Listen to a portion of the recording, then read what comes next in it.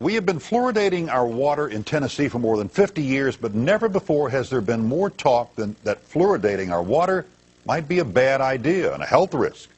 Tonight, Dennis Ferrier has the latest developments on a story that impacts all of us. Joey Hensley is a respected physician. He's also a Tennessee state lawmaker. He is now combining those two professions to make a very strong point. We've been doing it 50 years, but just because we've been doing something 50 years doesn't necessarily mean that it's right.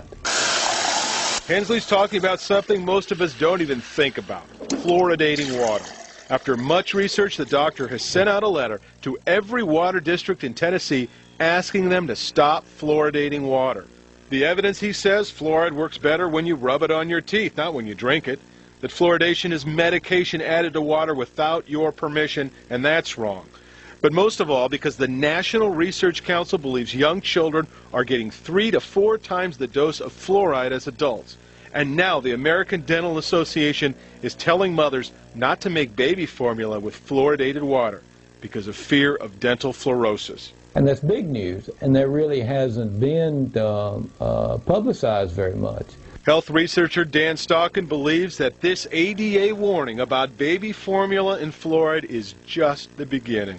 The ramifications of this are so huge. I'm sure that the state health department hasn't quite figured it out yet. Because, see, once the door cracks, and it is now for what it does to teeth, the next group, one of the next groups that's going to start raising their hands and saying, what about us, is people who are on dialysis and people who have borderline kidney damage and impairment.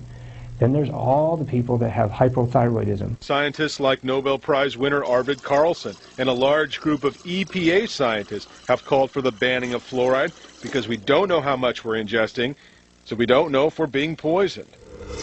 There are so many potential legal things about to happen that as a taxpayer, I think it would be really, really smart for the water districts and the Metro Nashville.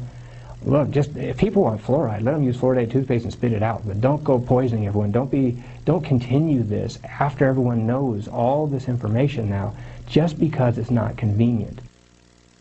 Dr. Hensley has already had one response. Spring City in Ray County is going to stop fluoridating its water, and it is that simple. I mean, there's no law. It's all voluntary, Dan, so anyone can turn on the fluoride or turn it off. Dennis, let's make sure we're clear on this. Fluoride, it is in tea, it's in coffee, it's in water, it's in bread, it's in toothpaste, but it's actually a poison, right? It sure is, and here's the quickest evidence. Go to your bathroom and pick up your toothpaste, and you'll see a warning that if a child swallows more than a pea-sized amount of toothpaste, call poison control.